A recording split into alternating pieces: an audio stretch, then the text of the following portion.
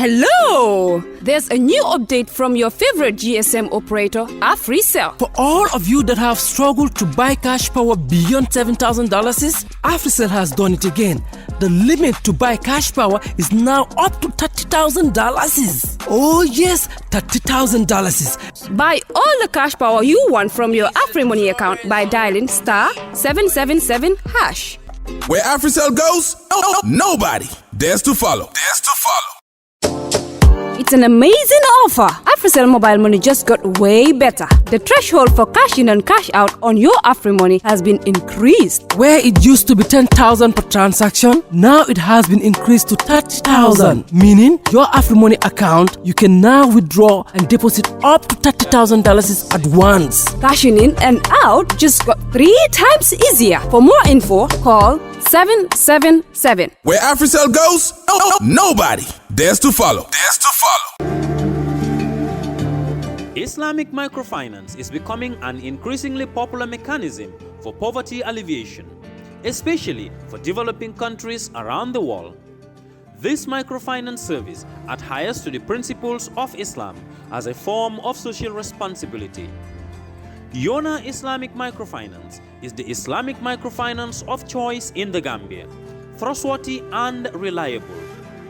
At Yona Islamic Microfinance, we provide savings products, current accounts, financing products in conformity with Islam. In addition, Yona Islamic Microfinance also offers local and international remittances, takaful fund, management of zakat, management of awqaf, trading and investment, and building of strategic partnerships to bring financial services to the doorstep of the poor with donor projects, madrasas, youth organizations, women groups, and farmer organizations. Make a choice with Yona Islamic Microfinance today.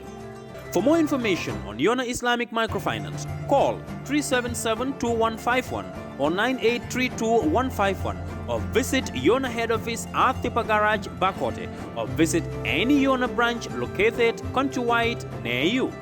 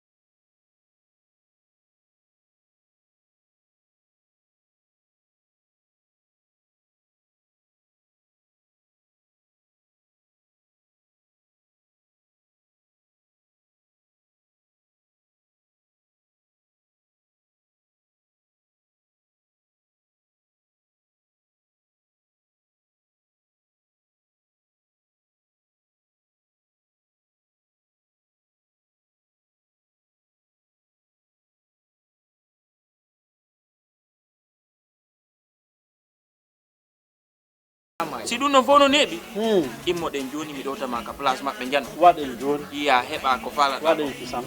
Jamano Money Transfer Bureau de Change, your go-to option when it comes to money transfer. With Jamano, you can send money from anywhere in the world to your family and loved ones in the Gambia and be sure the funds will be delivered to them within the shortest time possible. For your convenience, funds sent through Jamano Money Transfer can be picked from all the banks and multiple other financial institutions, including Ajib Bank, Trust Bank, GT Bank, Mega Bank, Basic Bank, Reliance Financial Services, and Approved Services. Visit our head office at Bruceby opposite AfricMed next to Trust Bank Limited or email us at info@jamanomt.com. You can as well call us on 310-3050 or 310-3051 or yet still 733-0688. Our opening hours are 8 a.m. to 8 p.m. Monday to Saturday and 9 a.m. to 4 p.m. on Sunday. Jamano Money Transfer, your most trusted money transfer service where customer satisfaction is paramount. When you think of a simple, fast, and reliable money transfer, think Jamano Money Transfer. Planning to have an uninterrupted electricity and water supply from solar energy in the Gambia and beyond? Worry no more, because Solar Enterprise will provide you with the solutions at reasonable cost. We have experienced personnels who can install and advise you about your electricity and water supply with a warranty period. We have good quality solar products from North America and Europe. We provide services and sell products to individuals, organizations, institutions, private offices, communities, and government. These products are solar panels, batteries, charge controllers, inverters, water pump, water heaters, freezers, submersible pumps, and general solar accessories. Visit our stores at 48 Karaba Avenue and Brusubi Highway, or you can call us on 7657 479 980 8483 340 9400 or 635 9906.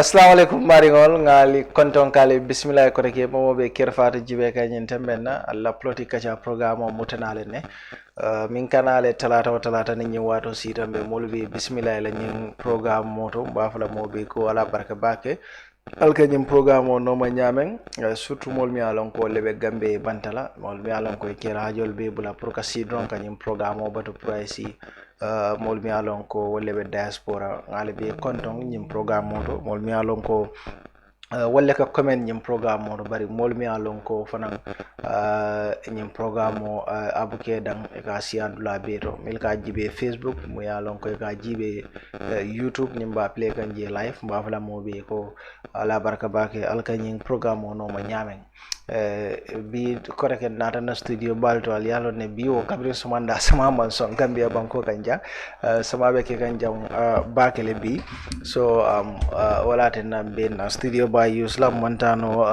banta bi bari kabri sumanda biwo sama le bijang in case we Gambia bantala lon ko is a rainy day in the country today, so it's so fortunate and unfortunate for some though.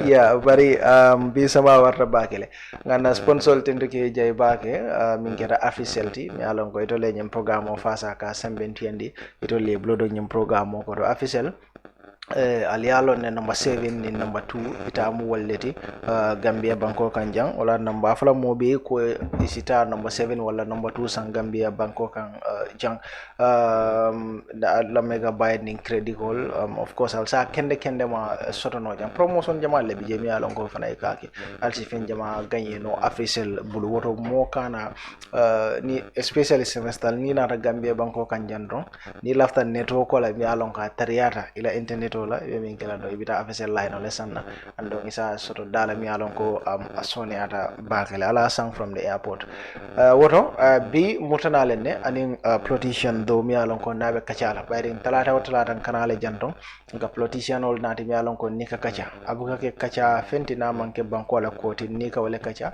ñun lokun tambila ambe nun janne andon kacata min na wolem banko la koti nga min soto no wolem Ebrima sorry bati ane molmi alon ko lebata non fo Kasakunda ye fam kumandi concerned citizens so bi be nimbe diamala wala Ibrima Tabora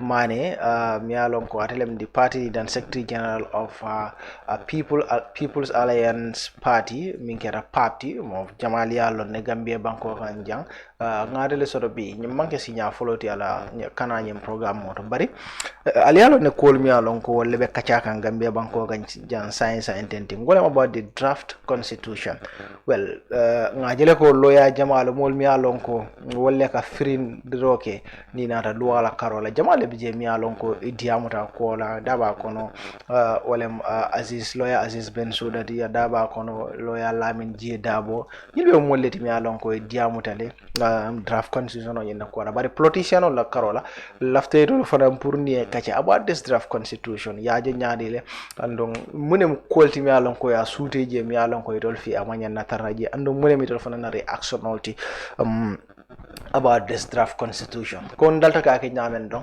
at the end of the program be laynol yellale pour ne mol fana kacha isela reaction nati ale about the draft constitution wala adefa on lafta nyinin kala fengo fenna alsa nyinin kano ala minkera of course Ebrima Tabora Manneh ngatendu ka je baki kana nyim program or Mr. Manneh ibe live leon kerfado yes assalamu alaikum wa rahmatullahi ta'ala wa barakatuh be konto na buba kaji be lamoy lal konto na ni min fanan yalon ko be jiber wala sang comme ya fa nyame rek entelam Ebrima Tabora Manneh entelam secretary general to People's Alliance Party e ka fami PAP wala for short PAP yes content baake kana nying programme to kotenke comme yimin fo rek politique kachaleng banku kolem amen banku ko kachalem and ngalom be ntol politicians so many along ko manke politician but so long as imu gambianti be gambia jang wala be gambia banta mo ngalon ko ngaji ki molbe la ngani minti wala banko la nyatuta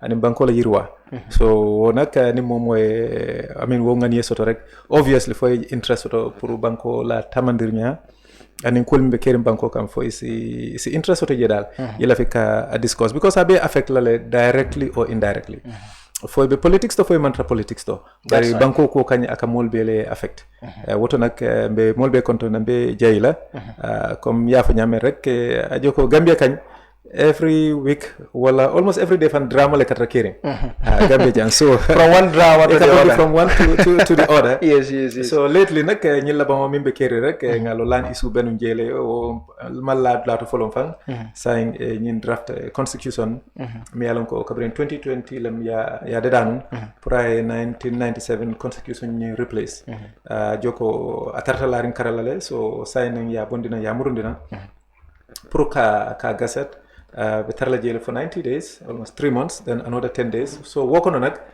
mom moy interest soto je rek isi akuji be nole isi akisi nole mi mari aerial minje mi yalon ko isi d'accord ala I mean voice okay wol te jar la fanke pronounce baake bari aerial mi yalon ko ngari reservation soto waranga hakilu fla soto je wollem area te mi yalon ko be highlight la baakele okay and yes so jani me do draft constitution don lafta ka dongi la party to demanding albe mun cool right now be ku jamalto in fact yalo me hani ajibe comme sports ni ajibe football team anengala formation yes I mean coming karam wolen yajibe minni beje minni exista o ila competitors e kajibe ka approach me use yajibe approach me alon ko amin aka work ni nata ye story already ni fanan nata feel to ay fanan ngi bela approach le develop la yamiram mi alon ko abekela a better approach than minni beje before you so political arena is almost the same and all nata politics tole party new register yes November 2022 lam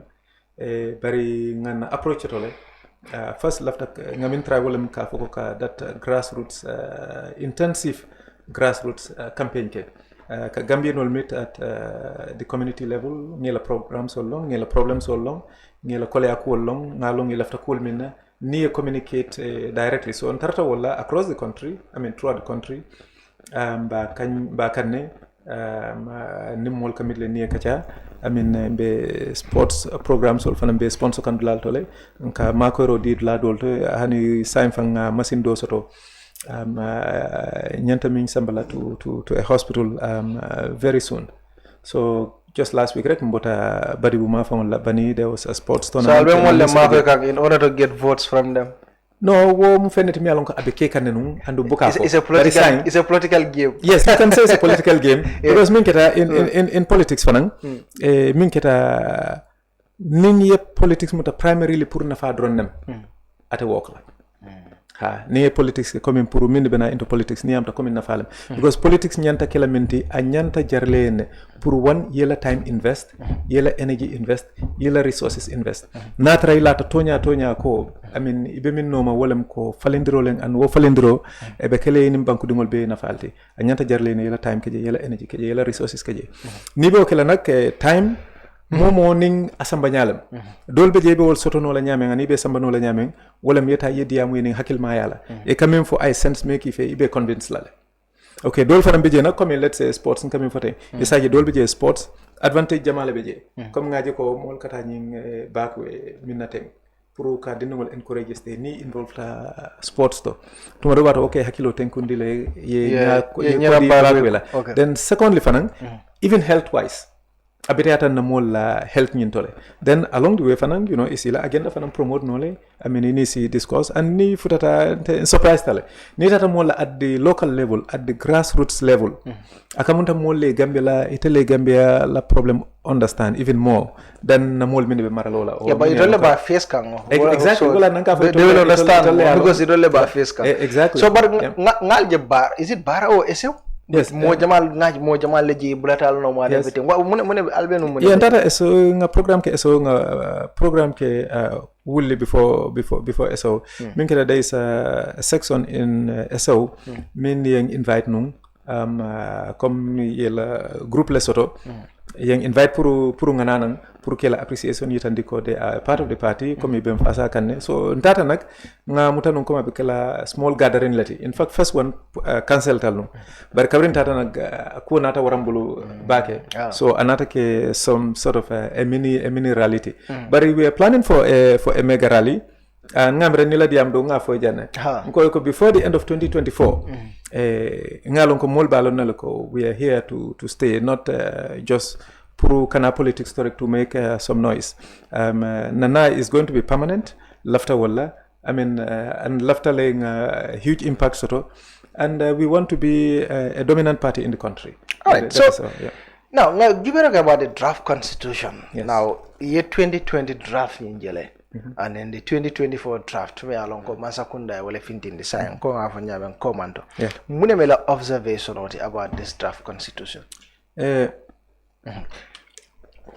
ne draft constitution yin jibe hani sa mbaji be kan still be read kan ke compare and ngamira the first mistake government yeminke in fact wala yatina I mean people like me nga hakil fula soto akwoto wala ko draft constitution yimbirin ye ko jama de passa akunto min keta million keme and million tani woroti I mean inata ya sambana that was in 2020 I mean munatin ne nyante batula for almost 4 years 3 to 4 years sanje saba fo sanje nani bala I mean man na sambana ilafta falindrol min kala jama le falindrol ke but most importantly imang gambenol consult I mean ntema molon folon mi yalon ko ya consult kayta ndala ko afele de nyina sambana 2024 fele la fa nyina sambana andu mi yatna nga sambana nga nyin changes leke kabondi yemin sambana nu nga kenyin kutamato so ajoko ko there is a lot of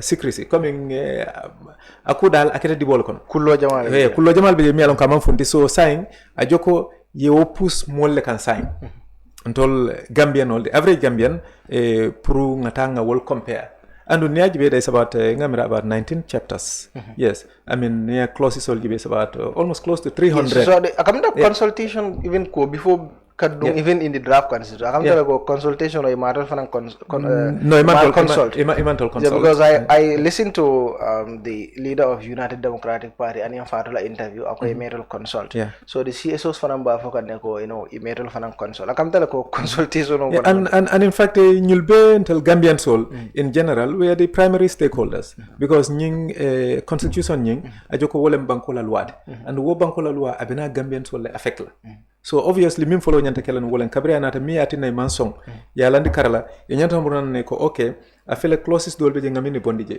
dol fele ngamini adje you know so an nyine atina nga woke ini mol ya kachado mande o at least ya simple ndi mol ko okay nyine benu je nga nyine sabana je so sainteng foye muru pour kata kam e foye muru back to school again yeta pour ka fulol compare ka be min bota je min fenkita je thank god mo jamal at the same time mol be ba check kan nyolale and I mean legal I mean experts all I mean yemen for Aziz be wala kono Aziz Ben Souda I mean Lamin je Dabo be wala kono and other people yela opinion kele so they make it easy for a lot of people pour ka je ko I mean the key areas mi yalon ko wol bondi je and they are critical bari by and large until constitution nying in the benefit of the doubt the government this time around because I think the whole thing was shrouded in secrecy. Well, I'm coming. Be mabore ne mafu mole ming be caring elafta minkela. So sign tolli nyanta tala puruka jibe mimbe je ani mi alon ka man correct fe.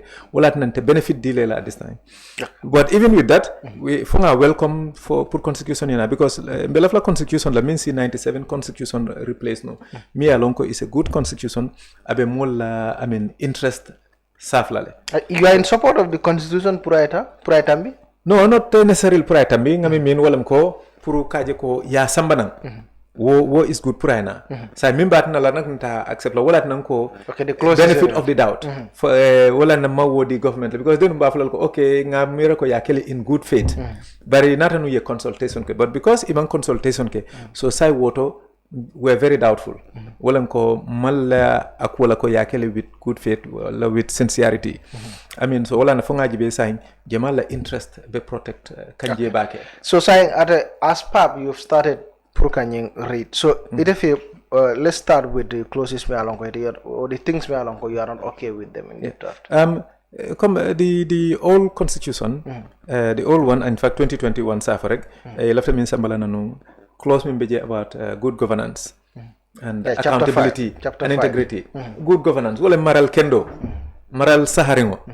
I mean ani coming ajo ko ye maralo ke nin daji ka kendo la ani fanan wala coming ke kontibono accountability say nin yewo bondi je man la fi wala so ni la fa maralo ke le maral kendo mimbe advice la mimbe ya marala maral kendo nyanta kala nyame obviously ni man la fi wala je woto obviously woto lafta munela la opposite la so wo ay hakilo manendile pour kaje ko wom fenati because government nyanta proud la min fulo wolam ko nte mu maral la kendol mu maral la sobelti mu maral la tilindingolti fanan amen belaf la len pareta alena alien account bari say ning yo bondi je rek bari way la ko sabe hakilo manendila la fo amen nyindung amen foy mam pare pour que maral kendo ke obviously molbe negative reaction la sotla wokoto wom fenati mi alon ko dal nga bayle e manyana balaje because government nyanta respond la mol la nit stole andu mol ni e kenya ton ko tere ko len ya assume le ko e nyanta ke la maral la kendol ke andu fanan e nyanta e held no la to account and e nyanta ke la with integrity daji ka kendo so obviously ning yo bondi je rek woto den e kam mo message le send to and this was put there in 2020 because of CRC they made a wide consultation with Gambians so yes constitution review commission yes a consultation kele I mean comme ini mol kachata mol lafta minna ye wala keje so obviously ajoko ni 2020 samana ko ko mol lafta nyinela so nim mo malon jemale famo ye changes nyinke amendments nyi min yake to this new one but at least abe betel no fangalo jemale yake so obviously say mol be finger point la to the executive and the judiciary I mean rightly or wrongly mol be wala fala because say mol started ka foko I mean he told they were behind it and some of them might even be innocent ko ima kalamta so wala na it was better pour government yena no ye consultation ke at least mol sa lonko nyina be jede lafta nyina bola je fo mol be agree la fo mol te agree la but the good thing is still I mean nying amam pass follow abeta at the National Assembly level janne abena molia so woto nak seriously Gambian soul they should be very sincere inyanta study lale without being emotional ani ajantel na reaction comme kana time ta because man la fi rek na rely on mol drombe min fola because kabrin started mole kuma jamal le fo I mean the legal experts nga volta very seriously okay dole ko mol fa mi an ko sotota dole ko mo dol fa ni tata check ite wol dol tarlaje so bayla ko walat na jani ba court la o jani be fem fola is best imari fango ya check fo ya confirm min beje by and large, I mean, another nyame approach me use was a very wrong approach. Consultation mankeno, that is one issue. Okay, and coming for the chapter 5 min bondije, wo is definitely wrong. Imanya na okeleje. Yo ni nata yajibe constitution nyim fana jibe. I mean, yo clauses on minke about 300. Iba tarle ko maybe 90% or 95% will be in terms of ila warden ying are fair, are good. I mean, ni ajibe ko the 54. Yes, about coming the rights of people, ila freedom and ila protection. Ye kumol min foko, come we should have this right of freedom of expression. Ye all mention gele. Ya mention fanan kon na right to medical service, good medical service in fact, and in right to housing. Coming pour more decent living care. These are all words and they're beautiful. They're very nice. But before we implement can. Okay, but exactly. So, but the problem also, when you listen to lawyer Aziz Bensouda is saying, even with the rights that we have, protest, at least under the 1997 Constitution, is it, with a permit you can protest your position or present a public official. But with this. Yaming edit, that is the 2024 draft, as is saying that the amendment that is made is you cannot present a petition. So that is dictatorial. No, niajibe come rights nil men coming for them come housing ninyi. Niajibe in terms of our warden, that one it looks very good on paper. Constitution yimbeje because niko government will be nyanta ka decent and affordable housing sotlale. Nyanta proper medical facilities or even sanitation for you will be mentioned le. But in Natabi in 2020 August 20th 2024 Jamale affordable and decent housing in the Gambia. So obviously on paper is good, but it's not what is happening. It's not the reality.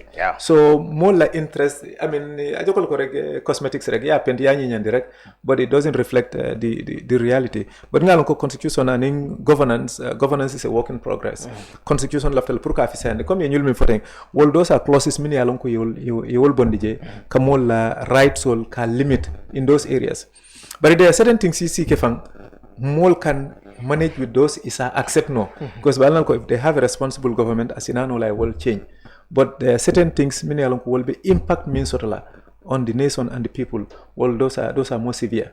Well, I'm calling ajiben tolbe ko ngana interest gibe in the constitution. Anyata kala government will be like interest lady. But I joko correct animal farm.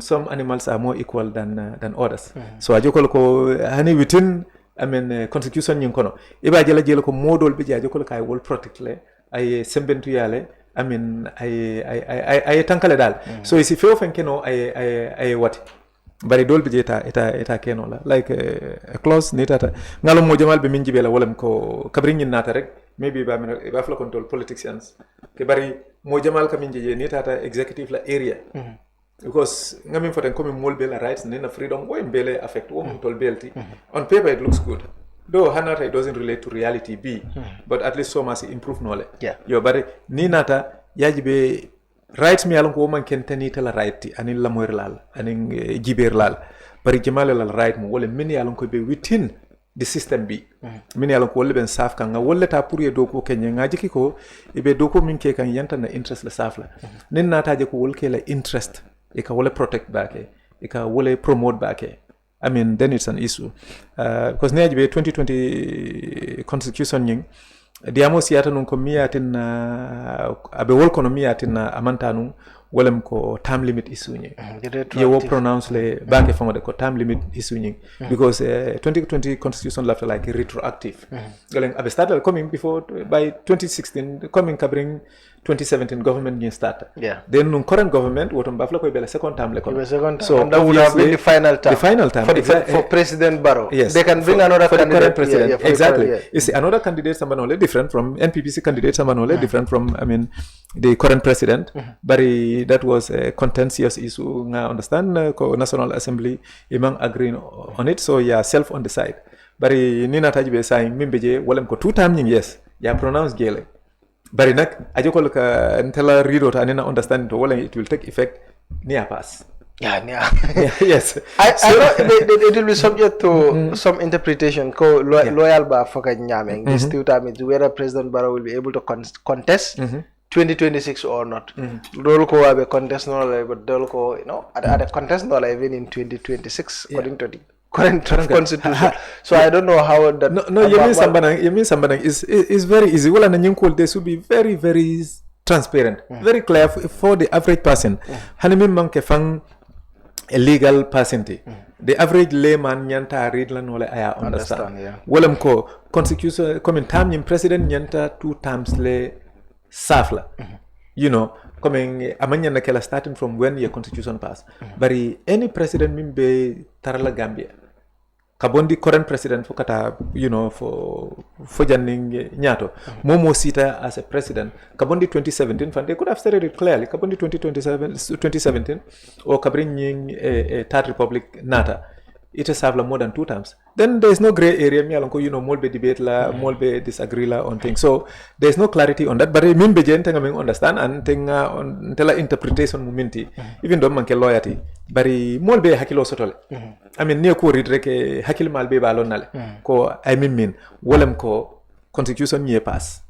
So ibe mim follow wolem ko kabring constitution pass taleng nying it takes effect. So meaning, I mean, the form current government nying ala 2 times in Walter Council.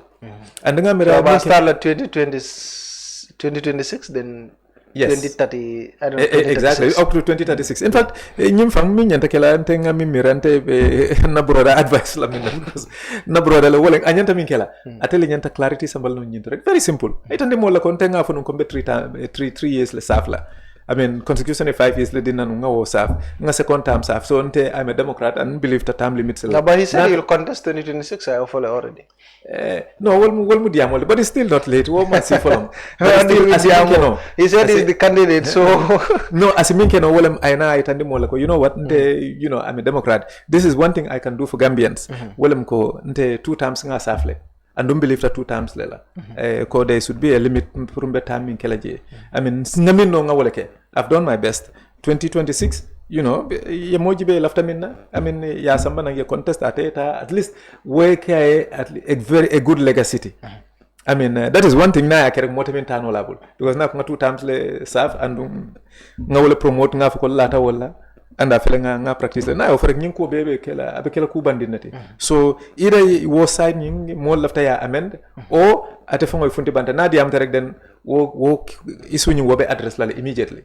Believe me, ni so man ate la platform to or any other platform I for the president baro lata 2 times la ngin constitution min kana ko only 2 times and don't think 2 times serve lembe na second term le kan ndeta mbele ni second term la because constitution ni for us that I mean 2020 lembang or 2024 lembang wo close nyimbe o respect la wo would have addressed the issue. That is one issue. There is another issue also you mean for in terms of presidential immunity. After presidency, right? Yes, after presidency. In fact, Abeje Fang, I think it's 95. Was 95 years. Abeje Puru President Unai office assume after 3 months. You know, then abafula julol mimbala aning I sotol minke or I interest I business also to damen to. Na office start 3 months.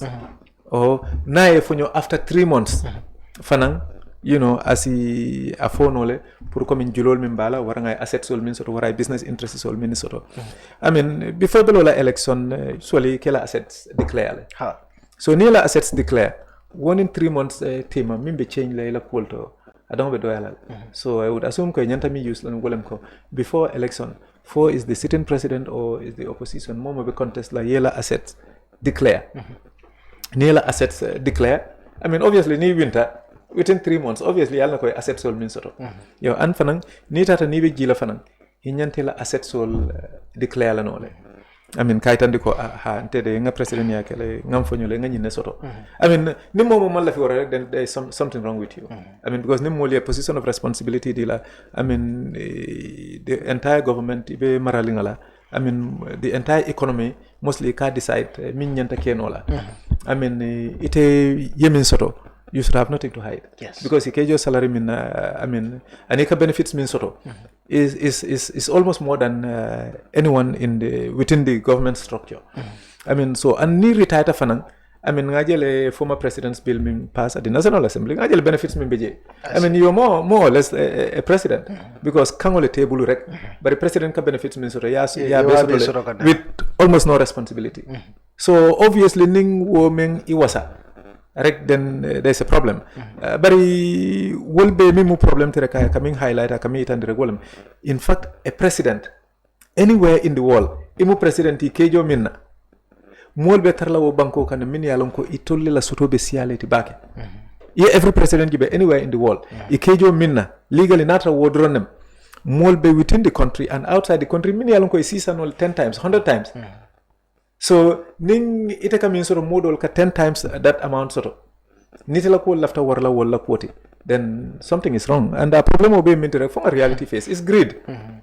The problem of mintere I mean, hadumolem. Yeah, definitely. Yes, because I some of those things you mentioned alone. And even the ministers, the minister, the vice president, ibela asset declare, but ila pauses. Yeah. Ila musol ni dingol. Yeah. You know, it's law among. No, mbe alone mbe ke Gambia. I mean, and that's the reality.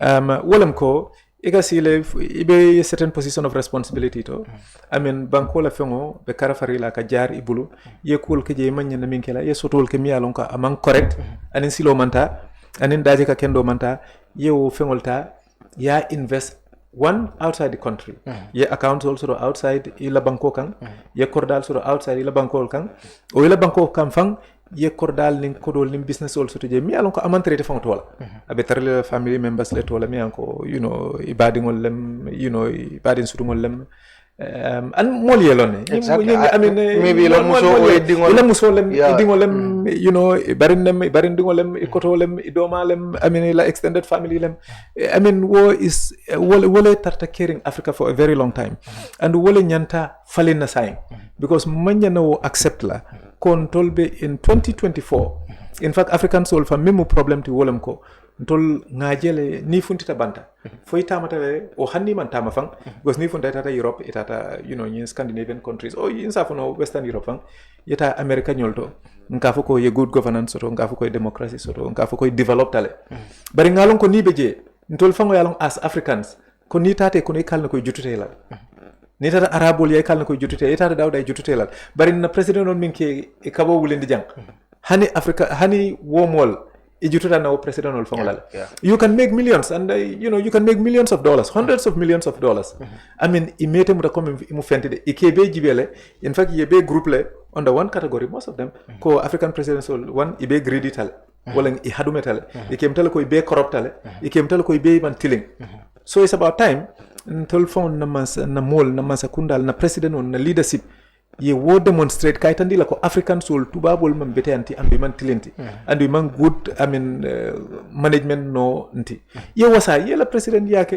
I mean for 2 terms 10 years as an African president I mean he may for no ye retire ye la retirement enjoy I mean man ko there should be life after presidency and even after that there's afterlife I mean ikaw fengol min be la nyokan I can tell you nyil min be kany ko do la nyokan I mean as a former president ye 100 million $50 million is yasura and above. So what? Yes. Mune bekela ite fe ofenne keno la kote because mutonte cordante I mean ibe min kala wala ibe nyin sunyarol kala le corda tansan corda muang ye kodol millions of hundreds of millions of dollars land or millions of dollars landi min bena kala mbafula puri be ya moy de yalon ko be kere min bena kala wala ko modole bena wotala enjoy exactly believe me there is nothing you can do about it because ibe min do mala ta sial ibe la damen ata sial ibe ko do sutla be tarla outside in the western countries wole bena benefit laje because la loyal ni la accountants ni la banks abe tarla wole bulu ye Africa fondala ye o korda sam fo yasan Senegal o neighboring country o Europe ite chance la fankata wol fangoto so wo kordal be tarla jele maybe dingol o badingol be tarla just like what happened to Jamme la US korda ya wa potoma ka men mimbe Washington ala korda mimbe je amen yo korda sang wo korda be je sain Gambian sol ma enjoy no I mean, it is na kodola. Yeah, no Gambian sol obviously. Wo is very obvious. Ko ikanyini be ya jenim president dalta ala salary re. Abe decent living sotla. Bari atatina like I could it come model. I mean, isi la korda kendo soto, ye good retirement soto. But me important ba ke wala ye bunya soto, ye respect soto ko okay, ye president ya kele ye fonyo. I mean, nim moli la kuliyel soto, ye la futu sitol soto, ye la dulal soto ke invite nim platform wala ke invite. Nyin si fal min keta as a former president ke invite ka fo ko nyim bilo fele de tarta jele ya experience ya live mune la recommendation ti. Mol be la moy le tella ba ke because ba jela ko wisdom soto le. But pour ka ko accumulate. What is nothing? What definitely the president's looking at the 2024 draft, the power given to the president, more Jamal be wale foka. Me sembo mean the president or the constitution or you've mentioned yedol bijele mi along you mentioned already. But when I listen to as his side, even the judiciary, Milialonko, inyanta independent na Gambia Banko kanje sign ila budgeto. Executive yeah, follow. Yes, exactly. So, don't you think what judiciary like independence about compromise na demand? In the leadership lafta wala. Well, coming, you know, these three branches of government. Well, you have the judiciary, the executive, and parliamentarians. You left them in the well, rely on the executive. Mainly for favors and policy influence, no? Yeah. Because obviously, la balu na be mobile reka be influence. Yeah, just like how the IGP is is amended by the president. And absolutely. Currently, Gambia be situation minto. I believe we should have a strong president. Anyanta authority so because man say afana ite keno la president. Ma fo man sa come non to man sol. But as a president, inato with your policy, with your plans ko ilafta nyina kela. Ni esembo be tay bulu fo ibuka fenkeno ibe kela figure head roneti. Woka keno dame wolem ko ni a very strong institution soto. With strong institutions, ye government sembo talani. When institutions all mang effective, government fana man strong rek president fana mang authority soto then cool bukata mano. But president la authority nyanta limit ko hanyanta balance lale. So there should be those checks and balances. So judiciary ni bela flal puru ye independent. Because first time it will formally bela budget de dala ya samba to the National Assembly. But the same fight to the president. Yeah. Obviously president lafta amendment minkela lafta recommendation minkela then obviously abe influence la nole. Ha janning abetaje. So is ida le songa min for lafta min nga fana nga exactly. So basically wolem rek bari wobe ni aja ka kere because president ikalafike fane entrench. Ikalafle kataraje for a very long time because imu president for one time 2 times. I mean out of 2 million plus mall. I mean mall yete jibe ko okay latete la ngetros nga nyin karfo dila. Not because itele intelligent mall bed, not because itele hakilo warta mall bed, not because itele banko kan mall bed. I mean mini ka foko ni mu president ka foko ha nyim banko tele laftala mall bed. Ini ofreg you making a very big mistake. Yes. Because model beje wol banko jarte ku jamala man hani fen soto je. Every day mol be nyim banko kan mi alon ko ka contribution ke banko to anim banko dingol la life ibe voluntary work la ibe mol na fale be mol mako la atra banko man fen me compensate for that me the last time be drive kan nga one soldier man la trafen ko to I mean abe banta sama be bonkan jebe bonkan ka ya je police or security be sama ko you know kabra na tra drive ko my boss akay non akay ntaman kala boss I'll tell them boss. Until we are the servants. Okay. Momi yalan ko wo abelola sama kono, abelola tilo kono. Pour ka doko ke banko e ka jo minna fo police lembam fo army lembam fo teachers lembam fo nurses lembam ibe jola less than $10,000 or less than $20,000. Ibe jola less than it will be a service kela. E kamin so abukela balwosi, abukela luaso si, abukela dimba al topatono. E moto di tela mi anko moto 5 for 10. Ye fuel deal free, ye corda deal free, ye electricity deal free, ye depense deal about $150,000 is free. Ni ye fonyo doko la fana ye so many benefits deal.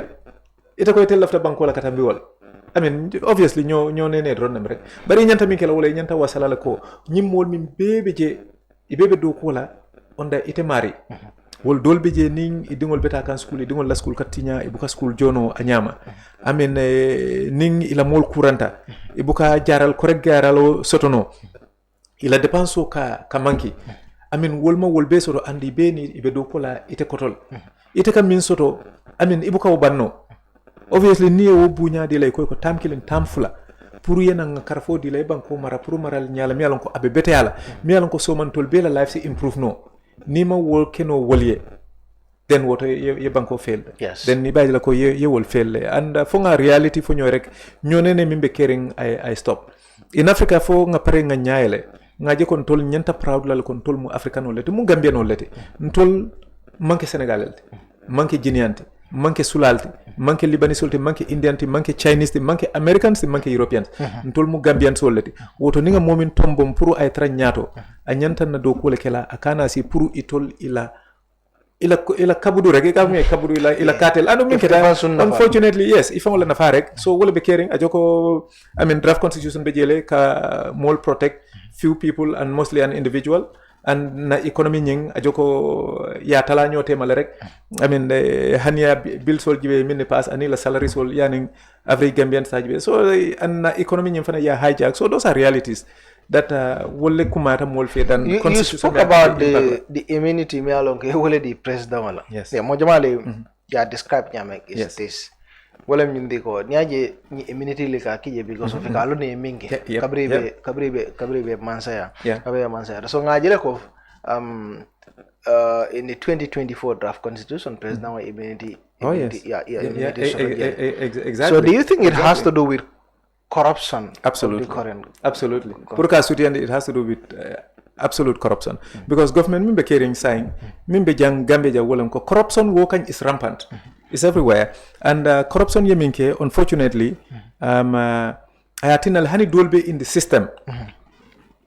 Iman corrupt nung bake, bare force le pour corrupt because ibe environment minto because ite mota no la do kola ala salary man fancy aka min soto ala balu wala basics wala ni tamin bela ate wol fango sindinola e kaw jaka bunjangol lo ibe mol jela mi yalon koy kamin soto 20 30 40000 ndenga moje mi yalon kabe outside in the diaspora I dolta 5 years 10 years pour recorda lo andu kamin soto ibe dol jibele janne si wol jonole e kamin soto is 5 or 10 times more than modo be jang akamin soto je yena woje wo story building lo kilim fula ñindong ala korda kilo me bas aba loka be struggle kan for a number of years and la quality ni la standard for ite compare so obviously corruption o kanyo be farin janne andu miya encourage wolem ko the ones on top comme min for immunity min be je wolem ko yes ni mu president ni e fonyo you know imanya ne sula pour ye kol min ke ye kalamta o me kalamta ajo koy tawto kol min ani man taw kol min so in fact wala na National Assembly they have to be very very careful they have to be because it don't follow powers Talabakel. So I just want us to listen to Aziz about how even National Assembly member Liela Powell Talajaming in this draft constitution. So in case whether you are NPP or UDP or independent or any other FENCOL, I think they should understand according to this constitution Aziz ya interpret nyame even the powers of the National Assembly yela power tale so let's see. Yes, now so Aziz ya aware of the position of Director of Public Prosecution? Yes, the DPP. Has it just been filled? It was vacant for a long time, but not long ago it was filled. Yes. So under the 2020 draft, the DPP is supposed to be independent. Okay. Once he is appointed, he has a right to take over cases from the Anti-Corruption Commission. He cannot just be removed from office like that. There has to be a process. In the new 2024 draft, the position of DPP is reduced. It's now under the Attorney General, who determines the cases who determines whether he will take on Anti-Corruption Commission cases, and who determines his appointment. So I see that the people whoever is drafting this law is very much afraid of the anti-corruption commission. Yes. By disarming it in many ways. So you could see an attempt to protect people from the scrutiny of the anti-corruption commission. That's obvious. Yeah, that's very obvious in all the things we have gone through. Yes. So now the DPP cannot independently decide on a case referred to it from the anti-corruption commission. Now, the Attorney General must decide for that. Yes. So that means the DPP's independence is reduced. Yes. Again, to protect people who might be affected by the anti-corruption commission. Yes. Wow. That is another not a good point. for somebody who wants to be transparent, actually. Yes. And another group of people whose powers are reduced is the National Assembly members. Nominated members. National Assembly members. Yes. You can bet that will bring a lot of uproar. So how are their powers reduced? In which aspect? So you recall the requirement that ministers, the requirement that ministers submit a declaration of the assets to the Anti-Corruption Commission. Yeah, you said their spouses should not be there. Yes, so they have reduced the obligation for ministers and the vice president. Yes. And even the president. They have reduced that obligation. Yeah. They have created that obligation for the judges, for the judiciary. Yes. They have now also created it for the National Assembly. Oh, really? So all National Assembly members must disclose all their assets after they leave office. All the National Assembly members? Yeah. All their assets after they leave office? Yes. Okay. So that to the Anti-Corruption Commission. Yes. So that, of course, to investigate and confirm whether they have increased their wealth, from what sources, exactly. Yeah. So that can be considered to be a good thing, because after all, if ministers were supposed to do it, then National Assembly members can do it. The problem you have now is ministers are protected; they don't have to do that anymore. Judges have to do it, and National Assembly members. So now the ministers. So it's a long one. Yeah. But so you know nyimbondi tol kunale. La National Assembly member kuna. Yeah. There's also mentioned even the nominated members now. Ni nominate. President Emil nominate. As a bondi no. Exactly. Absolutely. So it don't fall a symbol atalale. Because wo ko ketano yalong I think yakumba jete case lambang. One of the nominated members trying to put bondi an article legal issue the government laws. Yes. Ma bondi no. So say ngalong ko woye teach a lesson lela say minke wala ko nominated member, isi by no le. So obviously what I told they should inyanta Gambenola interest than partisan political interest. Because at the end of the day, it all national assembly members let it be. But the rest of the family members will members, the national assembly members. And it all coming enjoy, a position of responsibility. It all lembarin told the situation the rest of the family members, because ni bele denta. Yes. It be the same situation So economy ni na mismanaged. Ning corruption kerafu banko nyin tinyata. At the end of the day, it family members be enjoy. So until baby will feel so nyanta okelal. But primarily la obligation to Gambians. Puri be feo fenkela ikana jibe be party minto. I mean ikana some feye influence. Ye bankola interest jibe. Ni wotambinderek I think it will be easy. And building there are some very good things. Come nyil min foteng National Assembly yela assets will declare after. But munat na National Assembly member nyanta declare after minister president exactly. Because me and after minister la close molia afenke because yalo na minka kesang wolam ko okay nsi sunya roke no le millions jamalta barembe minka la ngadi namusola isi dolje faye dingo seto mi anka nene mando ko ke fa e ka story building so mom yalo ka nene mando ko ke ala balwoto anene man feng an a story building sort of obviously how magical is that. And sometimes niba fly ko ha yalo nibe president yala keso kodola nita dalo keso kodola is all a joke. Even was sorol even was sorol the 2020 draft mi mfono ngolem nyindi ko if a public official na atra FND yala anyanda sambala dame ngolem the anti corruption commission IRD je bor saying yo bondi jele even at all political parties the 2020 draft indicate le ko alnyanta ala kodo soto nya tandilale exactly. Explain but you often bondi in the draft so that means even a terrorist scenario a political party fund because constitutional ye protect absolutely and wo be happen lale because me adna yake wolem ko Jamal the most funding sort exactly Gambia because you deal with business Gambia is a very small country. and in other countries for that come in Nigeria or come in US Europe many along business people they're independent or more mean ko kodo so take a contribution can only sometimes programs organized more or they are part of the party fund a contribution ke hanni ba disclose la you have that but Gambia is a very small country and because of that our economy in is very small so danaka business will be for a government because no one direct ibela get business bankrupt wala na so ni man tra government la good books direct ila business alon kata succeed so obviously and wolfanan kam ke wolam pour ka jeko not necessarily fay after government la ba support kam some of them but ka jeko dal pour ke fam protect ning government wulta with anything rek by government le sponsor la. So opposition hardly a funding sort of Gambia jang. Funa manke at the grassroots level or the local level or more be outside kaje ko yes opposition in si mako no because government and sort of no bari jang imu businessman te opposition support government ya kalam te be problem deal. Yes. I mean I know that. I know that for a fact.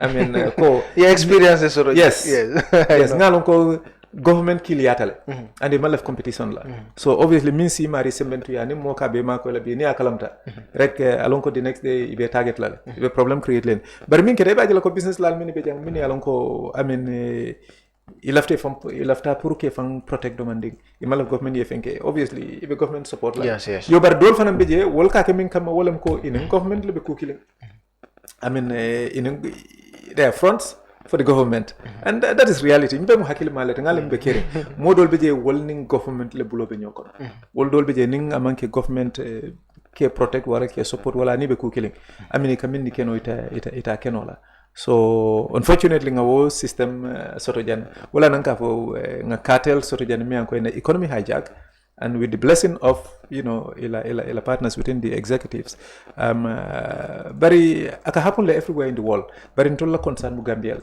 Gambia lafta Gambia clean up because ntol nga janne soto and this is a very very small country ninga very responsible government soto denunu Gambia ala situation better la nyame believe me would have been far better than Senegal na standard of living and in a quality of life nyanta tarla Senegal nyatole and even within West Africa I mean imanyana nindula compare because we have so many advantages many alonko I mean government ma utilize ku o ya mismanage even in terms of diaspora ka kodo min samba na Gambia every single year is more than $1 billion every single year. Government central bank come in declare kafoko about $700+ million, 780.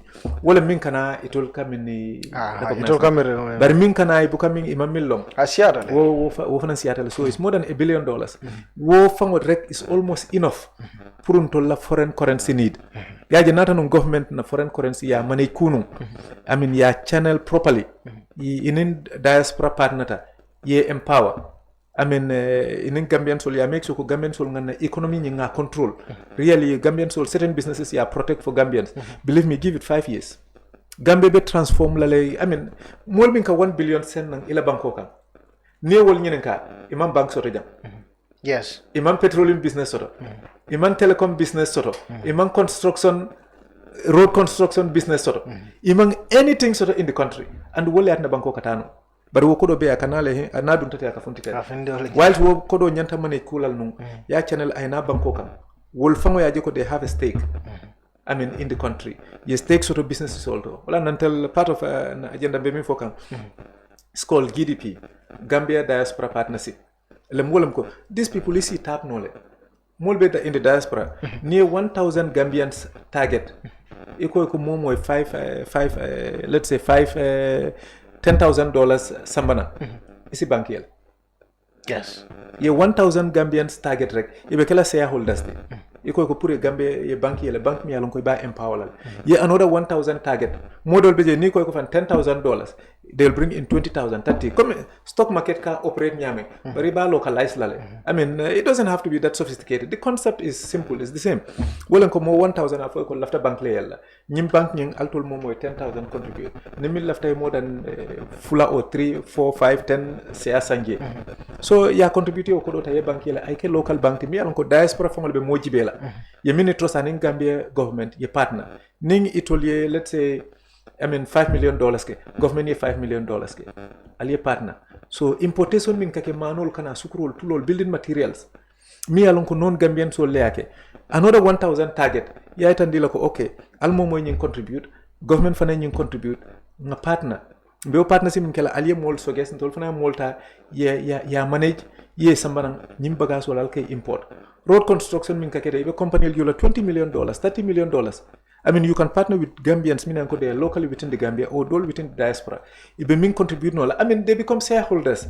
I mean, Janni be $10,000 ta, about $700,000, even less than $1 million. Yal and the bank, I trage Sanji Kil and Sanji Fula. I mean, among Hanife Wulwe. But Abenyameng, $1 manage ku. foreign currency ni ma manage ko, but because I'm manage ko wo fanang hijack tale, that is another story. Yeah, it's another story. Because of that economy dal is unfortunate. I don't know. But I mean, getting back to the constitution. Yes. I mean, what immunity mean ikadi for the president. Koni ngapota ja minka maminke. I mean, imanya na asula, imanya na sambala, imanya na kitindila. Imanya na kitindila. Imagine near what the same time ya apply ko okay, what a correctly nice sense make. Ataba ya apply to central bank mini do kola. Then yet to all other parastatals. The ministers. Mini benawek minister, GRA, customs, ports dulal be ko okay. Momo imio min kedal niye fonyo rekite ite sula. Mo be baje loko okay saya have a free hand. I can still yes since you are okay no nimpare dangata. Hani bitikota ye bitiko yele. Ye kodo invest $1 million. Ye mota kai ko nana ngeta do kola yetra na bitiko tamandi kany karwo karin kejo. Ibe o jokan karwo kare. Hani $10 million lebe je a business o kunto. E kai ko barnin sango banta dal be fonyolal. Barni ye fonyo yemiyo min tay fe ofentante bulale nom. Obviously, a better bankrupt life and enrich. Yes, so it's as simple as that. The head of government be maraling alla fengola. Because ko ha baranali mi min kenali fonyo rek kental noma. Obviously, bajalal ko okay nying encourage le. So abedol encourage le to do likewise. So min keterek na government na leadership wolle nyanta kafanya nyanta wasala. Yeah, definitely. So before melano le lambe our local government again I come tell ko he mali back in draft in 2024 draft I come tell the entire system of the local government yo fanam bondile the word decentralization yo bondi I come tell ko yakeje nyamen saying local government wala bin council solo ibebe tara on the mansa kundale say sembo bebe tara mansa kundale bulu to drive them yalo ni last elections at the local government level I mean government I silandile. Yes. So because of that he left a precaution kela kaje ko wal isi defang nyameng isi nyingol bondi nyame isi la sembo bondi nyame isi week no nyameng I mean near week yetre koto I win time win they'll still have influence over them. Yes. But obviously nyante decentralized lale and they nyanta ka subsidy dile nyanta ke support because local government by themselves it can mean soto il after development minkela o be after development minkela ita kenola so they have a lot of work to do ningaji be ila kol kambala fa because they made I mean so many promises. Yes. And we see min keep no. I mean, if they make 10 promises, they can only do 2. Yes. I mean, I know for a fact because ngal ko responsibility mi alon kanyanta kala. So means you do kul ken all in government. So government mampare pour que makoy. So isimin ken all fanan it all fanan be creative. Like they have to be smart and find ways. I mean to engage the government. Amanke puru because il after government lale or they agree with the government. But it be because of Gambian soul. Puruka batata la Gambian soul kan. So puruka woke. Friction nying nyo sabu waning wali min la fatar la between the local government and the central government tema especially I mean fenkoli nyanta trial da itul yaji be how best is government sabano nyaming yaji sonko nabe mo fulol tema do man pare bang nita pareta abanna kana songa itulu la da fela bari you can find a way pour kaje ko kaytande mo la kontinata le den natale ngatara. Yes. Laftale I walk hanata mo la fa walk nte ba no mo la pour I walk obviously mo ba jelale anname tay ba blame la hani futu muso ni ake ning idunta nyole atra suwo kono italata rek wota lon ko muso man sabar ke man sabar bari hanni mu ke tonyroke muso aje ko kelen tonye barakata no ma nyanta min kela abe oke kan akadane na meta mol ka jel ko problème be kele bal. Yes, so onte be advice la min dal walam in life, in politics, in business or in anything kanela emotion no ma baake. I mean even with government I mean for frankly I mean as a politician kawle for honestly and that is my honest opinion but still I'll give them all due respect because nenete diamula mi alon ko be disrespect la as a person ndake la personality isutinte nenante doyala and niyam komandi damen pour ni be met la bari ngamin fo rek ida behind the scenes or I mean open doors mbe wole fole ko gambe be nyame ngamin fo from the get go wala ko Gambia fail tale and ye Gambia fail and the best thing is nyanta min kala wala ko rek nkoto ma 2026 I try pour ka exit I retire. He is the only candidate but in fact talking about 2026 Supreme Islamic Council code there is a political tension. They describe it as political tension between UDP and NPP. So they ngala later dole je mi alon ko ya sen nyana later nying ibe kumandiro ibe mitino le kumande kan political party fadole letter sodola no wo letter masoto folong from Supreme Islamic Council non tol masoto folong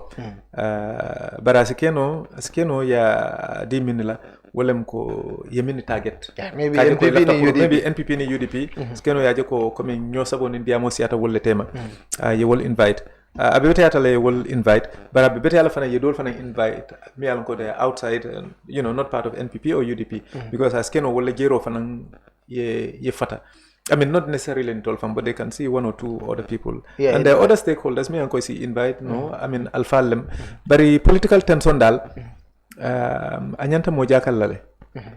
Because politics, aning maralo akajari modo likobel. Miarna kajari yekobela wolem ko, because plus onying, aning benefit min kana. Dolbiji kajel ko woy kalafle puri asoro at any cost. I mean, even if it means, I mean, kata to a level me along is on Gambian. I mean, anila dino manta, anin dajika kendo manta. I mean, is in ndiro kele, is inyo kajofo kele, is cool for me anka manke tonya tifam. I mean, so obviously na political maturity anyanta tambila wala. Obviously, so ontebe min fola rek. Wolem momo be into politics ni etoni. I mean, obviously, for your feelings so ila fi jola bari wala nanka fon kana emotional even in politics. Kana emotional bake. I mean, hani mo entoni. Ntend believe tanyina la control personally ni mote problem sotola. I mean, hani mune fonye warang ye muneke. Bari ngana ngalon ko na right moment be blala wo normale. Even with the government ngalon ko fail tale. I mean, yen disappoint le coming kaman correct. But still ni be deal will deal with them with respect because ngalon ko one way or the other they'll be accountable either to the people soma or after life. Moments here be 60 years.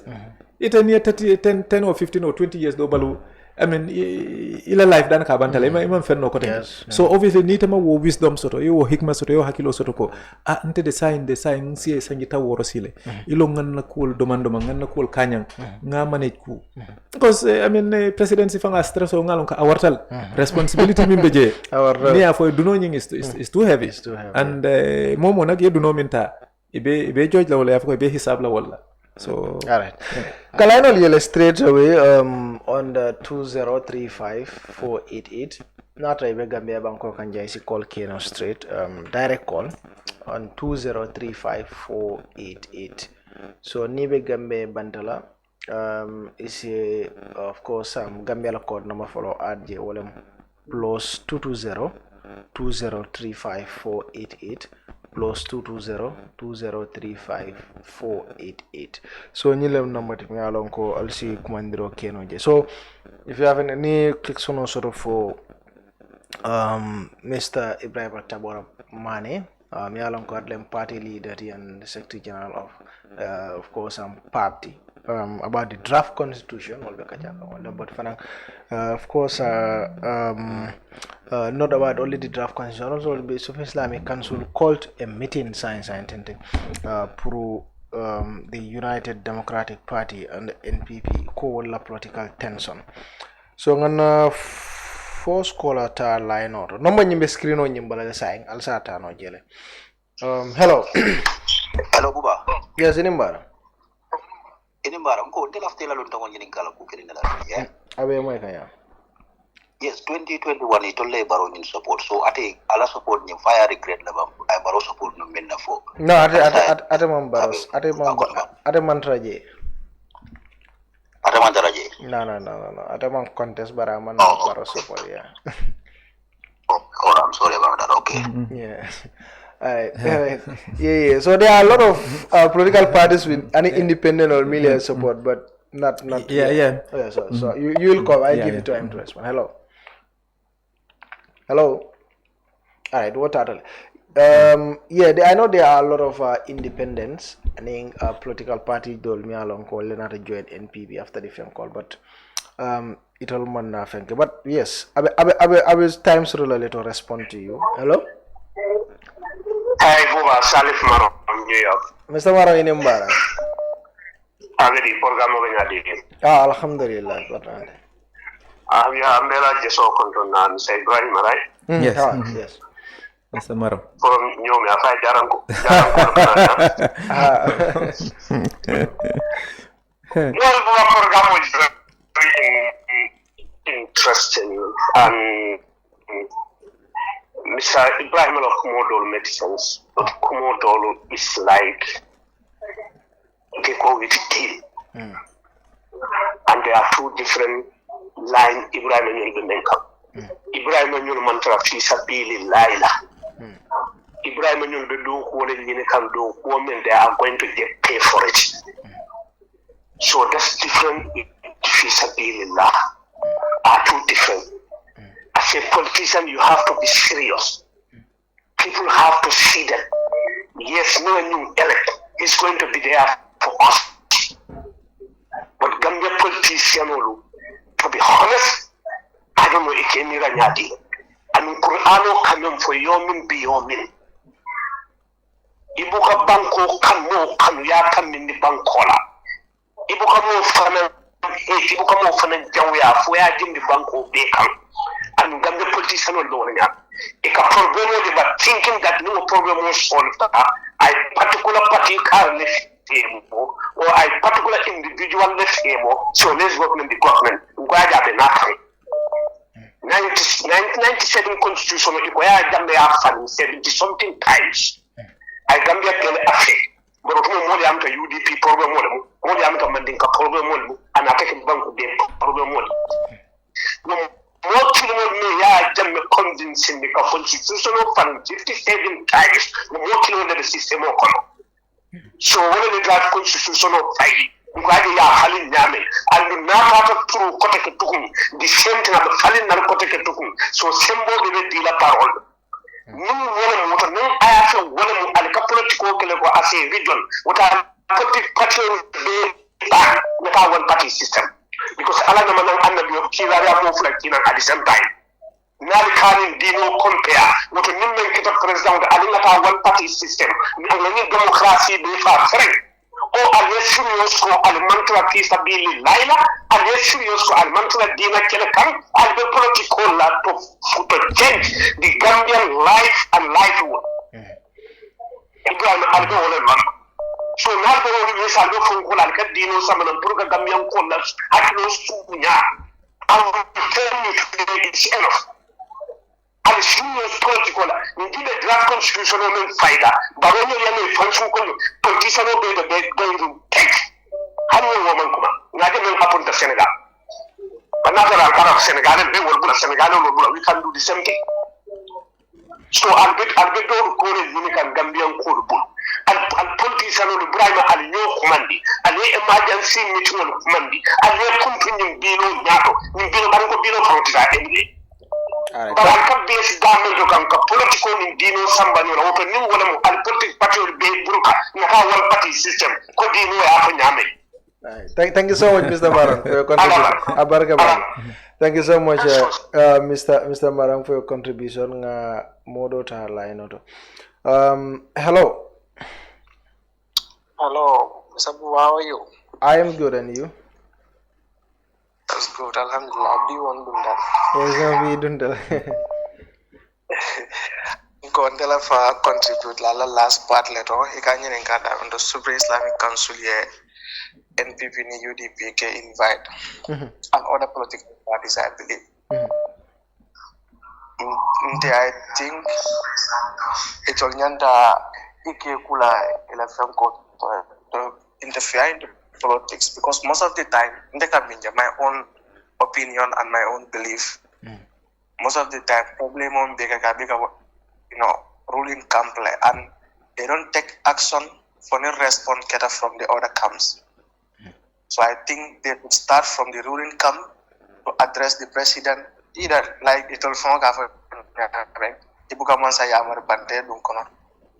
so I think they should do more on that than Janibe UDP include la force because I believe like always akabona ruling complaint then these people respond. So that is my take. Thank you so much. Yeah, at the constitutional fala the change linkage I was reading it not long ago. Hello. All right. Sorry. Okay, people are calling direct. Hello? I carry affect or man carry affect. So we look at it very carefully. All right. So unfortunately, Ahmad's call back. Hello. Hello. Yes, we live on Kerfatu. Buba ngal nimbara bake. Ngejo. Alla programo kumare bake. Thank you.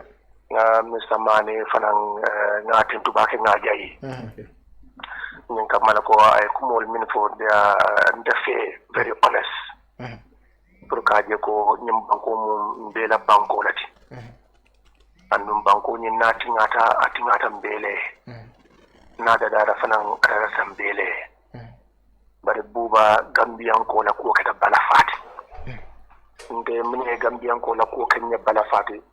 Wala nyinten tolu ni akumo fo bake molu samira ko ye kuma kola wala fo wallahi bulata molu la. Bare buba malodo e abata nyim banko kono le. Sakura ko politician la karola. Isa moje dia e kumo fo. Wo samo wala opposite. Abo wala fola and no I tra confidence in wo fola. Wo kande fa back. 2016 ndol bele kelo ke nyim banko kono jam. Ike mo kita ko nyim bela bi hane kilineta kiri min betama kam. Andum president baro fa ngoy gambia banko be yayi. I mean be for yaya jamela sembola. Comme man sakunda manyan na president manyan na sembe sifa ni sotola. Bi ndenga ko ta fa ya fam bundi o sembola ko. Kaje ko an samane kuma kilimfo. Wo kuma ya batale. Wala mun to wala nyante ko president lu nyante hakilo kila bakele. Isaje modo e loko ha mura Afrika war jumale ndol be graduate la falang pour kan na former president Samba Kiti wala. Mun war jumale Afrika president fan be graduate la corruption kukela.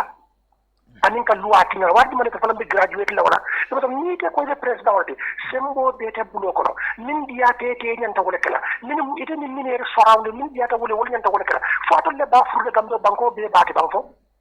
Banko moli ete chikaje palaso ditele ko je banko nyaton ka ya samba ku atolier ba wala min dia ta atolier nan la family nan la close people ali banko ta ali ka al fawol tati nan bota je mbala sambala kiti wala le bare comme ça ko warin tan ni de kambu ba nyaagi ndilbe filandin te ngani ko so nga jibe la kunun ko nen kunun mbana ma ko fa hamba ka bare mbana dada nga tay mun dinta nga dim fanda nga check ñun yen be ke tu gambian ko complaint ta ngo sen binna itul hajiti ye itul dango to bi itul nafa ayena family ul nafa ani to la sinin samu yoda manema woyen gelle ma hajira annu mo nyande haklo la ku kidina la ngam ko politician o dolu jibe bi am kam ndesan ñim manke UDP ni NPP problème moti fo mo le jang understand manding NPP UDP baba kan for problem ni nta wode de ni mo bank Gambia banko be la problem wala ani nga politician o dol jël mi nan ko i commencé de kal jidu mala kay tan ko ha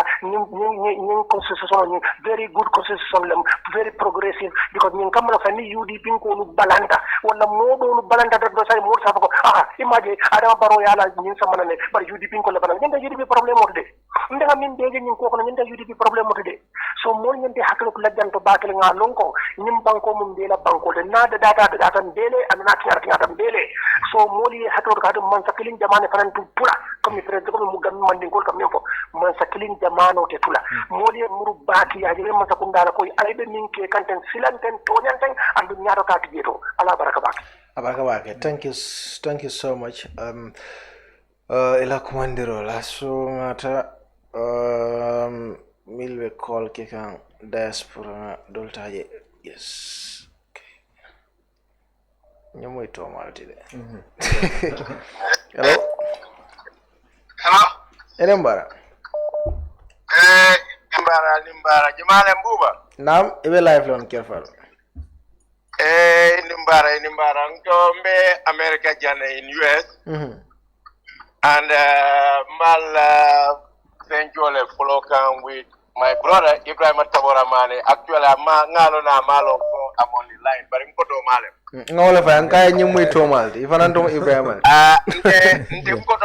Telephone but what I want to say, just to contribute a little bit, Allah ni apumayatale. But you know, as a Gambian, or what we got to understand, Gambia is bigger than me, Ite, Ebrima, or any other political party or the leader. Gambia la future, more ndol be nyanta wole tambindila than our individual interests. Then, for that being the case, more nyanta wo understand le nga Gambia la ko nga o jina kumandi nga o tambindi animbe Gambia bondi la kole adal mil kono bi. Either poverty, tribal differences, kol mil be betaka Gambia nol kono. Bi nyanta wole katala miya lonko, you know, nga Gambia nol bondi wo kono. Nga lonko Gambia les wartantul beti. Momo Gambia. Ye Gambia sotol kanu in hard. Inyanta wo Gambia le follow tambindila nala mol. But not your personal interest. Yeah. Then for that being the case, you know, after all the Gambia nola, Ebrima Tabora Manneh after contribution in the Moli Lamoyala because I tell you, he's my brother. Okay. You know, and I know Mosi Falemat and all Gambia Kano and I sacrifice minta from America. I say Gambia, Purka Gambia Bondi. Gambia no Fanyan Tawolonal. You know, nga kata nga kan kilmoti nga kesi kilmoti nga Gambia tampindi mbe nyato gangalonko Gambia wartanti nga Gambia Bondi. Puruso mbela so manafa.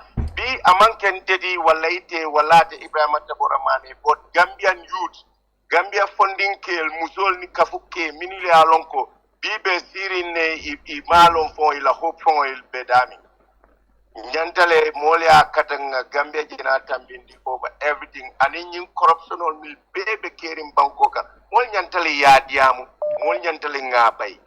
Thank you but so much. Alba Katakane, Fatu Kerfatu, you know, Alba Katakane, and I'm following you guys. But I hope every Gambians could follow you guys and support you. And Nyatong call me, Alonko Ebrima Tabora Manneh, Kumo Mimpanam Pass, Gambian Oli Lamoyal, Mal Kumandi Cummins and Nabrodalem, O Martin. But Nina Diamta 1-on-1 Nalo Nokai, Gambia Kanuyami, Ayajiko Gambia Kataja. Hello. Oh, right. So, yeah, direct calls all lebe. WhatsApp calls all interrupt. I'm very, very sorry for that. Hello. Hello, assalamu alaikum. Alaikum salam. Albenyari. Abidjan. Yeah, mbalo program when you follow left to contribute the world. Go ahead. Yeah, okay. Ni kolla mulabanda ka kollo kete ngala kuma ko moyle bake. I move for Ebrima Tabora Manneh and the Wole Fanandiji. And they can do an info Malum Bucket, but one day in the Tata Sanyama found it. The do quality, so the Politic Kaacha and Kebarin do not a well in the form of convince for cancer on the Patito. Keeping at the mobile okono, you may be a mole sharing the start card play, a cognac move funding Kilgarbula in Doma. Alene. Okay, go ahead, yes. No, to be honest, Pabirum was in the phone willing to confuse in the insound in Kenya. Okay, alright. Alamobile of them in the and the other the right person, the Monche Banco Cheno. Okay, alright. Like any political party being with the Mobuka Sikanin corruption, Kolkachaka, Kilakafu community, and the Bola, when only passing the Munda Markov. Alright. Thank you so much, Ilokumandrola. So we take 1 or 2 calls in the diaspora, then because what often I'm exactly. Yeah, what telephone yes. Alright. Okay. Hello. Oh God. Okay. Please, is it invincible? I try again. I can take you as another caller, last caller. Hello. Assalamu alaikum Buba Gaje ko Beba Sabande mel fi Finland ye kontong na honorable Manneh kontong fo bitang na kontong ala kilma ya kacala. Kewa. Apa yang bajola? Kami juga. Apa yang baru musuh kontong? Honorable toja betameng tonya fola le muati. andong ala kumolu ka kese iponya ani la nya ka senea akanyiya nabe diam la wati akar ani respect le kata anda buka diam katara wurla ten na man tara patikile to na bari yalon Gambia kanula be mu ngani yakilinet andong Gambia kanula be ka kuma kilingole fo sa fo no le mbediten go panin to nya no tambe alon ko banko fasa kawo bak mobe ni mu mobe to ki mu banku din kendoti mola to nya nya taw di la le aka to nya le fanda ka kuma men fo abe ndandi stilo le ka yalo nyimma sakunda mem pijite anyanta ko ila Gambia dingo be mala ko adama barona la man sakunda manna do kule na ta fam ma ko yonna baw banko la constitution me alon ko banko dingo na million tanni woro wala dum ta kunna banko dingo li mini tayo wala ni ka wali kango men fo na ta yalla ndi ka campaign kana la dictate ay tandi ko ay corruption of fanko ko baw akadu delta wato la o brown envelope thinking akiyo do la molu buti ya men yano ko won kanande fo la selfish interest la ngaje ko men ta mando to de ko kum ko shito kino me yano ko mol le decision o mol la kuma kam mani ngani yo ita ka be falin ka dia to nyamen ko Mr. Mane afanya mani orders ko ni mo kan consolidata dia to nya fo ni ne gam Gambia banko te ba ko banko di won aliye même fanu bring akar ko election ko tala 2017 wallahi billahi wala ma na kamatu wala ma la luwati katu ruwa moment wala banko di wala ko la famaral nya si kamenna ye kawadi nyola ko la ftala nimma sakunda chon tala ma soala wala ma la luwati wala ma la kawati leli adama barone afaja ko ji luwa ko to ni ke luwati men be tata ako ate bala fore akandra ko ni ke luwa beteti anda kaba make sure ko mo fankana tambi jantu ta wala ni wakana kuma dofo anda tebe siri wo kulole kan ko ali no bana nyimbula kana song because mo ali kamala nyantalo la ma fo mo nyate mo kay mo bute ma fo mo sey fangana para ali kamo wanyanta saral bulle ko mba wulen ke manta sonna inna alla right lam gambe luale ofo ni gambe di wala ali malla men ali mammo fa al mammo bute ali bana nyimma sakunda bu ni la kala propal tiya andum banya ali nyolu sari bandi nyolu ali pare ko nyimban ko mo andi wala bankol ti al tolle kaman tanol sindi atolle alla na kado ku ko don ta nyulu fale be fama ko la doro ni ko son ko pole do ka dum momen ka fako ni mba kay la kana kari ni ka kari moto ni ka ni kuriya te to ila te fala muna na mol manyande ci sila ni tamu nyato ka tendo wala fa ni dua fa be ti ya ko ite mu ban ko men nyato ko ti ko to nyae tama ni ko ni te ko no mo kane kisi wa mu mun kande par membe Senegal mbe ngaji ko mak sale wala ka mun na take ala baraka. All right, thank you so much abaraka bage wolem kewa sababalel singi nga tendu ka jeba ke program o kanunta ba nga so atlebe kala na last quality abi hello hello invincible are you invincible hello Asman uba ino bara gala do ko senata ya dela dun tankonda thank you so much ngo ngaje ko Supreme Islamic Council laptaka kumandiro ke patiole midin bari kabirim baro yo decree put what dabo mol neto la condemnation jere ngamre nyanta condemnation kala first but Supreme Islamic Council nyande la integrity sabulal kombe nyaay imam parti nyol jeti arasi Gambian tend to forget. Baro statement of Bondi Janne, Supreme Islamic Council, Momela condemnation. So, ni don't go to meeting commanding in Padiol, all be told firm Ranyadi. So, they are biased, simple. Contribution. Thank you so much for your contribution. Abaraka baki. Atele kila na last call ati. Molmi along ko man dunno. Roughly, I'm very sorry. Time mole. Yeah. So, you call us on pela mole. Anything to respond? Ngola kumol mole. And you kumol min fokany.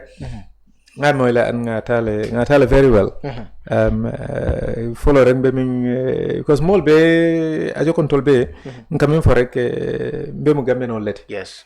I mean an ngalo mo femba lafta Gambia la ñato tal so na jer ñal si fatale na political party affiliation ol si fatanole but min ko mata rek nga ñoo respect rek comme be Gambia nolte e nga ñola ñanto di ñola wala na mbita may min fo ke ba sabala wala fo to ñalam mantra party killing ñawña bari respect ko ben temale I mean respect nya respect I mean na party el fana ye ñoo respect ngamira anyanta kala wala ñama natra mbela ngani minti wala pour banko la ñatota woto min be commando ke ngebela ko mol moyle andu be hakilo to le to le fanan tel kala moy rol ke baake fan dan diamote because kala fle kamoy mol la soge son sa ni be min fenkela min ko nak 2021 lata num baro kan mol manke kelenti and politics on sol fanam manke kelenti in fact from the get go ka fle ko manke politician ti I mean mi yendu de politics to rek itol be kam min foten ajo ko be banko kan frustration and disappointment kaje ko banko kata nyamen ame nyafa anu ngamere fanan na nyantole mu woti kaje ko fanal laftal pour ni min yalon ko because amen ken defon kilina wulta nim molle lata nyokan min yalon ko sitale ko ndel fana ngaje banko kata nyame man nyafa ani damma wulta no ila right now say nga party form so itol ko ilatan tele ko nyako ngete tambindi amanke kon tele qualified itol beti amanke kon tele ko lo itol beti bari kilina be tambila e ko ngete tambindi wo ngamera wo nyanto fana ni ngawke inyantam bunya la fana yes of course welcome because ntega men for always political party teje hani ni ma agree fan mi yalon ko mbe kumo folema wara mbe fen fole mi yalon ka be doyala Mr. Mara mi fona atemu jaran kolte yalon jaran kol itol ka bisal junal Mr. Mara ngalon asikeno konkole bala New York yes ngamera ate program ay folo ko politicians will be ngamera wo is too far amanke ko politicians will be jo yatale I mean politicians will be je min yalon ko ibetiata I mean dol be je min yalon ko yes maybe man betia bake o man genuine fan o place o kana wala nyine o kana ne role nyine tanga one thing lon nak na jero atambita wala pour kana foro ya wafi andun ko do be je president ya man jarinyal president ya aman jarinye hanika mo killing do ya waranka tor because membe kala president 2026 ala drone wolo yes asikente tile askeno modote femi yalon ko amantrante bulu abe ala le bulu amin ala ta ko la fo abe gambien ol mi yalon ko wol asababo sike wollete obviously ntetem fam force no la mo kan ngafo ko mbe kala president nsa soto no len sa soto baliano so woto ate jarlagne ko dola ate jarlagne nganna karatta ta nga atinya just because of plaso kodo man jarinyala plaso man jarinyala darajo man jarinyala ngaminje wolam ko nga gambele je amin an ngamira ko nsi gambe nyini nole andu ngaje ko na right le fana mu nyanto le fana mu nyanta nyin la nole andu ninga nyin jikita ko ninga soto minni be je ndi arena ntenga nyin ko le soto ne minni be akono ko mbe tamandiro kala miyalon ko wolbe betela gambia ton to la jerodo so wo jero nak wala tan be dunna je andu man du je with regret ani malo ban be dunna je with discipline mi nga kuje mi yalon ko dal aman jari nyala hani janne soma fam bem fanyolal andum kolbe je mi yalon ko o president ya aman jarinte wala so wala tan tan karakta wa fi la kata pour ngaje ko mim yalon ka man ko rek nga fa la kabrin 2021 nga fa dol ka fa no barole be ko ma barole ke fa sa e ka barole support bari hani mo kilinte je mi yalon ko at least yeta back to the record nga fo neta kabri nga politics start fo be a single inconsistency jela nga mol be challenge yeta yaji be PAP wara Ebrima Tabora Manneh amen yetan Facebook page be na programme sol jela fo be single consistency jela o single controversy jela ni ya jeje rek ya ko mandi mi yalon ko nga fo government ye ko nyi bar nak mota jela fanam president be diamula nga nen nga doya nga kuma jowo fama mi yalon ko manya nokela bari mi yalon ko lem to nyati nan be o fulani with respect bari be ko close la dame rek mini be ko lo ke be tentu la be jayila barka fo ko gambe ga janne soto nte den te believe te nyine la ko real changes be kelal andum gambia nol be fan soto la an gambia be nyato ta soto la nyimme be ka keteng amen be kamin kumbo ko gambia be manaj kan nyame be maraka nyame amantani silola ibenna fengo tala ibenna fengo tinya kan ani maral mane njikra ko be bandal because ngamin understand ani ngamin read ani ning gambia no la interaction ngal no ko sign changes real changes be kelal because gambian all they are yearning for changes so nkana jusubo bake nkana emotional because moni emotional ta e ka fenne fo miyal ko so may ba regret la I mean o yeta ku ke miyal ko so may ba regret la nganna partial support I mean with respect and in discipline and then janni ba fla 2026 kulbe bola nyota be koy la mol fon bela wo kany ba fole nyindo nak wo mu maybe sa fo kabun kol talam wara nyancol talam afo e kana sila kabri nkoto ma nka faye fo nkoto ma mimbe president yala ani nyola fo ko 2026 ning ala sonta ntara kabula de annum karamo yul duwata nyen drame kundankol ani sise kundankol ani fati kundankol e be duwata nyen ning ala sonta nyin ko be banal diamo be banal inshallah thank you so much ngate nduka je bake yes ngate le soto Jambi, of course, Ebrima Tabora Manneh, the party leader and Secretary General of People's Alliance Party, PAP. Ike kumandi wale nyamang Afrisel tentu keje bake kanyang program of Fasaka 70 Ike brodo nyem program ko na technician Charles Elvis Ngom, Sire Drame, of course, Mamingo Mustafa Kamara Lamin Jallo, itol bele muta camera to ani masimo to kunke.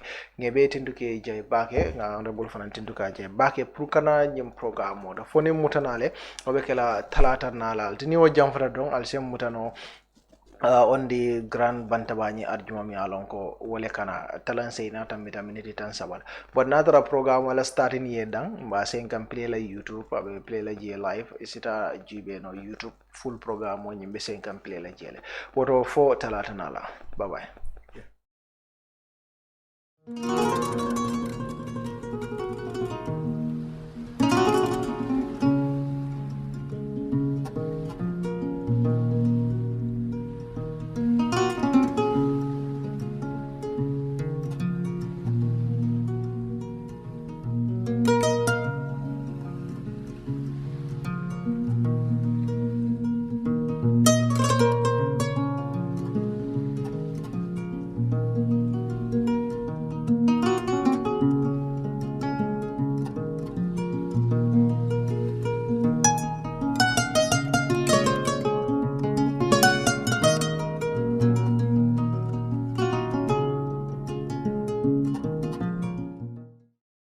Hello! There's a new update from your favorite GSM operator, AfriCell. For all of you that have struggled to buy cash power beyond $7,000, AfriCell has done it again. The limit to buy cash power is now up to $30,000. Oh yes, $30,000. Buy all the cash power you want from your AfriMoney account by dialing *777#. Where AfriCell goes, nobody dares to follow. It's an amazing offer. AfriCell mobile money just got way better. The threshold for cash in and cash out on your AfriMoney has been increased. Where it used to be 10,000 per transaction, now it has been increased to 30,000. Meaning, your AfriMoney account, you can now withdraw and deposit up to $30,000 at once. Cashing in and out just got 3 times easier. For more info, call 777. Where AfriCell goes, nobody dares to follow. Islamic microfinance is becoming an increasingly popular mechanism for poverty alleviation, especially for developing countries around the world. This microfinance service adheres to the principles of Islam as a form of social responsibility. Yona Islamic Microfinance is the Islamic microfinance of choice in the Gambia, trustworthy and reliable. At Yona Islamic Microfinance, we provide savings products, current accounts, financing products in conformity with Islam. In addition, Yona Islamic Microfinance also offers local and international remittances, takaful fund, management of zakat, management of awqaf, trading and investment, and building of strategic partnerships to bring financial services to the doorstep of the poor with donor projects, madrasas, youth organizations, women groups, and farmer organizations. Make a choice with Yona Islamic Microfinance today.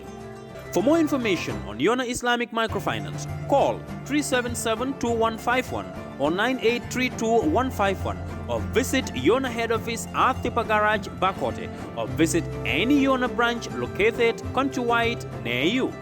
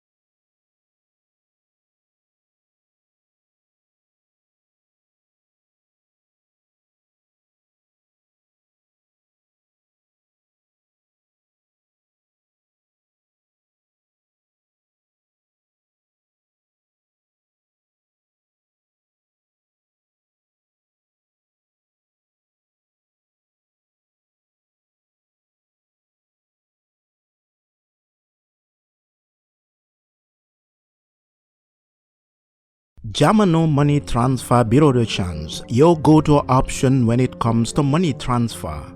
With Jamano, you can send money from anywhere in the world to your family and loved ones in the Gambia and be sure the funds will be delivered to them within the shortest time possible. For your convenience, funds sent through Jamano Money Transfer can be picked from all the banks and multiple other financial institutions, including Ajib Bank, Trust Bank, GT Bank, Mega Bank, Basic Bank, Reliance Financial Services, and Approved Services. Visit our head office at Bruceby opposite AfricMed next to Trust Bank Limited or email us at info@jamanomt.com. You can as well call us on 310-3050 or 310-3051 or yet still 733-0688. Our opening hours are 8 a.m. to 8 p.m. Monday to Saturday and 9 a.m. to 4 p.m. on Sunday. Jamano Money Transfer, your most trusted money transfer service where customer satisfaction is paramount. When you think of a simple, fast, and reliable money transfer, think Jamano Money Transfer. Planning to have an uninterrupted electricity and water supply from solar energy in the Gambia and beyond? Worry no more, because Solar Enterprise will provide you with the solutions at reasonable cost. We have experienced personnel who can install and advise you about your electricity and water supply with a warranty period. We have good quality solar products from North America and Europe. We provide services and sell products to individuals, organizations, institutions, private offices, communities, and government. These products are solar panels, batteries, charge controllers, inverters, water pump, water heaters, freezers, submersible pumps, and general solar accessories. Visit our stores at 48 Kairaba Avenue and Bruceby Highway, or you can call us on 7657 479 980 8483 340 9400 or 635 9906.